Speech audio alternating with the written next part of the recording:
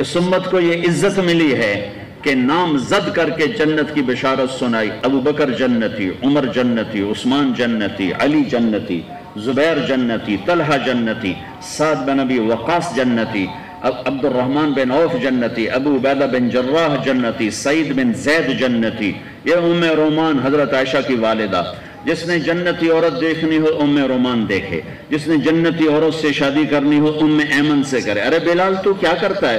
جب جنت میں جاتا ہوں تو مجھ سے آگے آگے نظر آتا ہے، تیرے قدموں کی آہٹ سنائی دیتی ہے.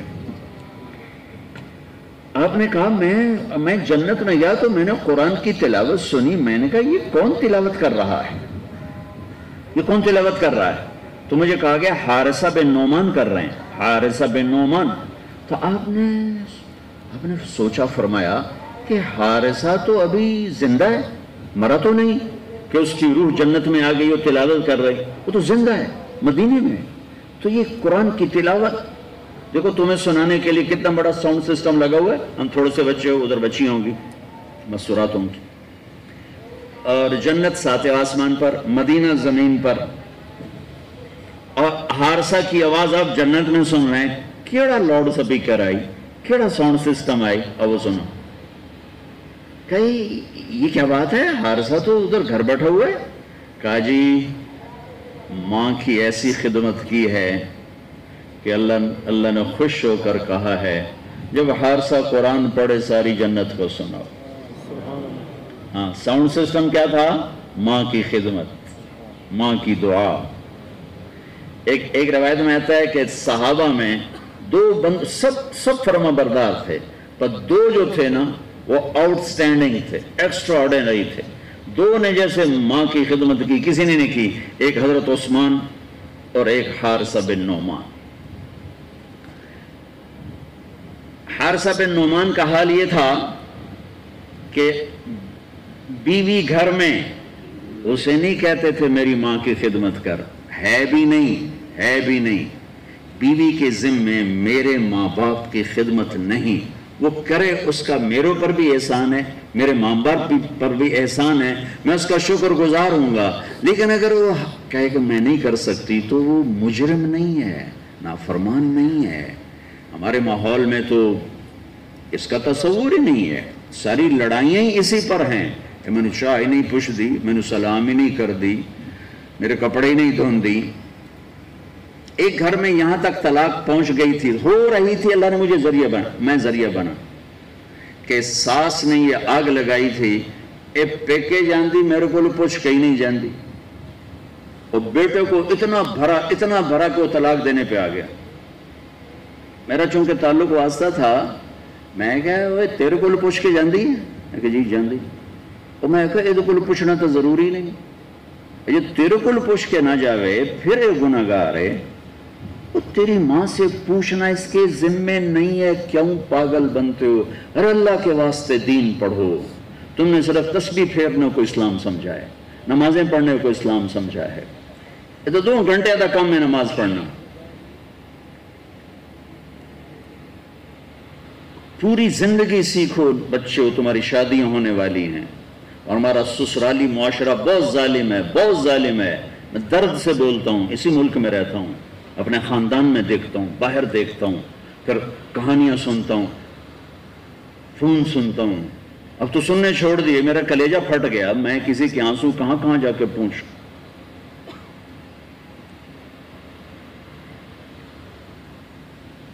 دین سیکھو.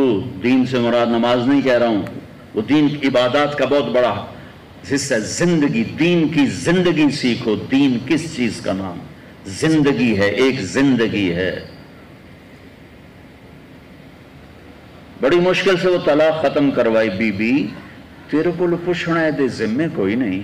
پوچھے تو چنگی گل ہے، جب تو پوچھ لیا کر، لیکن ذمے کوئی نہیں. خامن سے پوچھنا ذمے ہے، اس نے اجازت دے دی تو اس کو کسی سے پوچھنے کی ضرورت نہیں ہے. لیکن یہ میرے معاشرے کا ظلم ہے.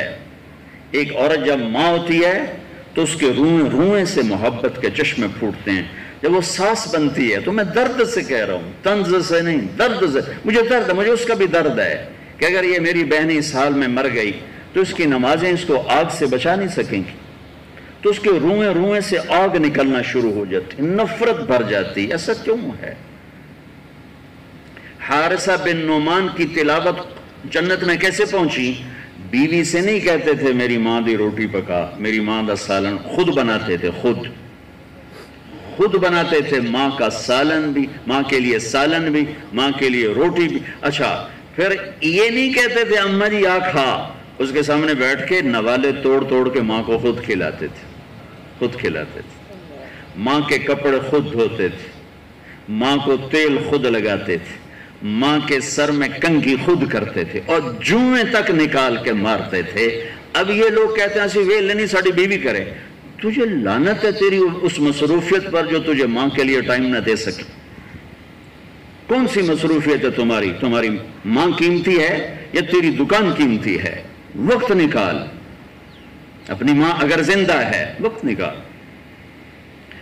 حارثہ کی آواز جنت میں کیسے پہنچ؟ ماں کے یہ کیوں خدمت. اور آخری بات، جب کوئی ماں کے حارثہ بیٹا یہ ذرا کر دینا. اب ان کو سمجھ میں نہیں آیا کہ ماں نے کیا کہا، تو کبھی نہیں کہا ماں جی کیا جی میں نے سمجھ نہیں آیا. باہر نکل کے بیوی کو اشارہ کرتے، وہ باہر آ جاتی، کہتے ماں جی نے کیا کہا ہے مجھے سمجھ میں نہیں آیا. دوبارہ دہراتے نہیں تھے. امام زین العابدین اہل البیت آل الرسول، جگر گوشہ حسین، جن سے ان کی نسل چلی، ایک ہی تو بچے کربلا میں، سب تو ذبح ہو گئے. ساری رات رویا کرتے تھے، ساری رات.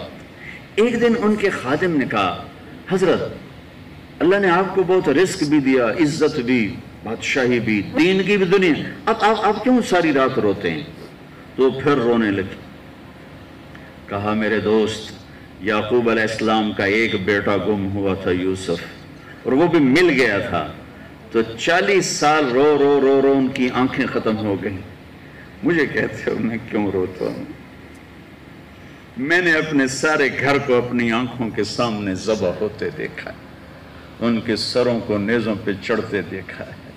میرے بھائی، میرے چاچے، میرے باپ سب نیزوں پہ پیچھے کو. میں کیسے نہ روؤں؟ یہ ماں کے ساتھ بیٹھ کے کھانا نہیں کھاتے تھے. بڑے عیب کی بات ہے عرب میں الگ الگ پلیٹوں میں کھانا کھانا. یہ ہمارے اجمیوں کا رواج ہے، اپنی پلیٹ چاہو تو وچ پاؤ. وہ کٹھے کھاتے ہیں. تو کسی نے کہا حضرت آپ ماں کی ویسے تو اتنی خدمت کرتے ہیں، ان کے ساتھ بیٹھ کے کھانا کیوں نہیں کھاتے؟ کہ مجھے ڈر لگتا ہے کہ کوئی ایسی بوٹی نہ اٹھا لوں جس پر میری ماں کی نظر پڑ چکی ہو اور میں اٹھا کے گناہگار نہ ہو جاؤں. میں اس لیے ماں کے ساتھ کھانا نہیں کھاتا کہ کہیں میرا ہاتھ اس کی پسند سے پہلے نہ بڑھ جائے. ایک دین ہے، ایک پوری زندگی ہے. تو اللہ نے اپنے نبی کو صحابہ کی ایک جماعت اور عرفات کے میدان میں کھڑے ہو کر آپ نے کہا فَلْيُبَلَّغِ الشَّاهِدُ الْغَائِبُ، میرا اب یہ پیغام دنیا کے آخری کنارے تک پہنچانا تمہارے ذمے ہے. پھر اس چشم فلک نے دیکھا کہ اس امت نے کس طرح اپنے نبی کی بات کو گلے سے لگایا. جس کو میرے شاعر نے کہا وہ میرا شاعر نہیں، وہ پورے، میں نے 6 بر اعظم میں ایسا شاعر نہیں دیکھا. میرا دعویٰ نہیں کہ میں بہت پڑھتا ہوں، لیکن زندگی پڑھنے میں ہی گزری ہے اور ادب کا ذوق بھی ہے، شعر و شاعری کا ذوق بھی ہے. میں نے عربی میں، فارسی میں، اردو میں ایسا شاعر نہیں دیکھا جیسے ہمیں اللہ نے اقبال دیا. وہ ہماری نسل کو پتہ ہی نہیں اقبال ہے کون. دی اذان نے کبھی یورپ کے کلیساؤں میں، کبھی افریقہ کے تپتے ہوئے صحراؤں میں. دشت تو دشت ہیں، صحرا بھی نہ چھوڑے ہم نے، بحر ظلمات میں دوڑا دیے گھوڑے ہم نے. دی اذان نے کبھی یورپ کے کلیساؤں میں، کبھی افریقہ کے تپتے ہوئے صحراؤں میں. شان آنکھوں میں نہ جچتی تھی جہاں تاروں کی، کلمہ پڑھتے تھے ہم چھاؤں میں تلواروں کی. تجھ سے سرکش ہوا کوئی تو بگڑ جاتے تھے، تیغ کیا چیز ہے ہم توپ سے لڑ جاتے تھے. نقش توحید کا ہر دل پہ بٹھایا ہم نے، زیر خنجر بھی یہ پیغام سنایا ہم. پوری تاریخ بتا دی 4-5 اشعار میں. اس امت نے اس پیغام کو سینے سے لگا. اور میرے رب کی قسم یہ ملک فتح کرنے نہیں نکلے تھے، یہ اپنے نبی کا پیغام سنانے نکلے تھے. اور 100 سال کے اندر یہ پیغام 92 ہجری میں میرا ضلع ملتان ہے. ملتان میں محمد بن قاسم داخل ہو چکے تھے، اور ادھر کاشغر تک قتیبہ بن مسلم باہلی پہنچ چکے تھے، اور ادھر جنوبی فرانس تک عبد الرحمن الغافقی پہنچ چکے تھے. سینیگال چاڈ تک کے حدود اور باؤنڈریز پر صحابہ کے لشکر پہنچ چکے تھے. استنبول کے دروازوں پر ابو ایوب انصاری دستک دے رہے تھے.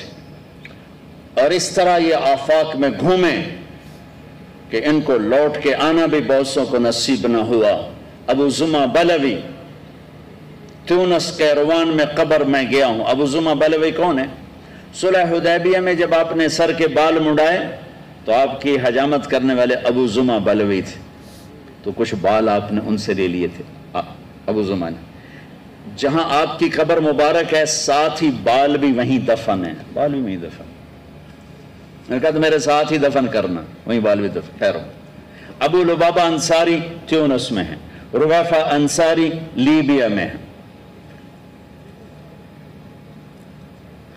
عبد الرحمن بن عباس شمالی افریقہ میں ہیں، کثیر بن عباس شمالی افریقہ میں ہیں، عقبہ بن نافع الجزائر میں ہیں، عبد الرحمن الغافقی جنوبی فرانس میں ہیں، اسد بن فرات یہ سسلی صقلیہ میں ہیں، قسم بن عباس سمرقند میں ہیں، عبد الرحمن بن سمرہ خراسان میں ہیں.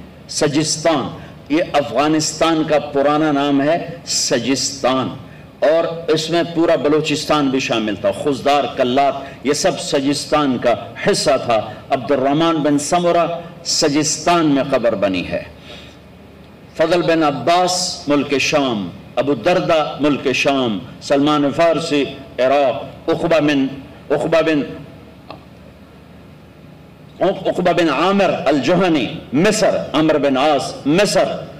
یوں قبریں پھیلتی چلی گئیں اور دین زندہ ہوتا چلا. خالد بن ولید حمص، بلال دمشق، ابو دردہ دمشق، معاذ بن جبل اردن، عبد الرحمن معاذ اردن، ابو عبیدہ بن جراح اردن، عبادہ بن سامت اردن، زرار بن ازور اردن.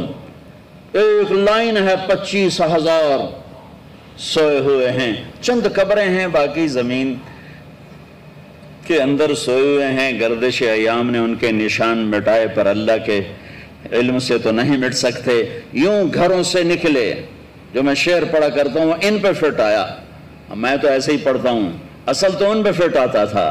کبھی عرش پر، کبھی فرش پر، کبھی ان کے در، کبھی در بدر. ہمیں عاشقی تیرا شکریہ، میں کہاں سے گزر گیا.